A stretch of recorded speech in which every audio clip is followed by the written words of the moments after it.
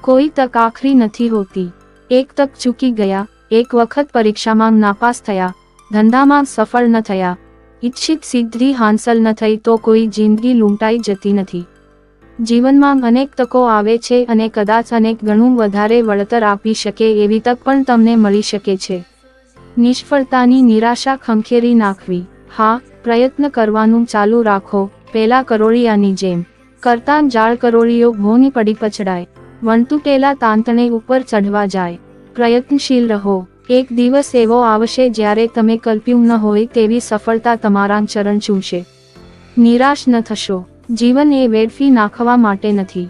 જીવન નિરાશ થઈને, હતાશ થઈને ડિપ્રેશનમાં ચાલ્યા જઈને સાવ નકામું કરી દેવા માટે નથી.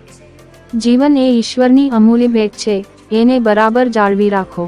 જીવનમાં એક નહીં તો બીજા રસ્તે સફળ થવાશે. કોઈ પણ પરિસ્થિતિ વિશે ચિંતા કરવાથી તો દુઃખ અને અશાંતિ વધવાના જ, પણ તેના ઉપર ચિત્કાર કરવાથી ચિંતા ઓછી થઈ જશે. ચિંતા ઉપર ચિત્કાર કરવું, મનન કરવું, તેનું વિશ્લેષણ કરવું. આ વિશ્લેષણ કરવાથી સ્પષ્ટ રીતે જાણી શકાય છે કે આપણે જે ચિંતા કરીએ છીએ તે તદ્દન ખોટી છે.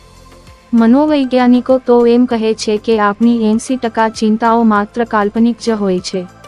આ ઉપરાંત મનુષ્ય એમ વિચારવું જોઈએ કે જીવનમાં સુખ અને દુઃખ તો આવ્યા જ કરે છે. સુખ પણ કાયમી નથી, તેમ દુઃખ પણ કાયમી નથી. જીવન માણવા માટે છે. વીતી ગયેલા સમયના અફસોસને લઈને રડવા બેસવાની જરૂર નથી. બાકીના પ્રવાસ માટે એનર્જેટિક થઈને નવેસરથી તાકાત ભરીને જિંદગીને વળગી પડો. જિંદગીને કહેવાનું છે, વન્સ મોર જિંદગી.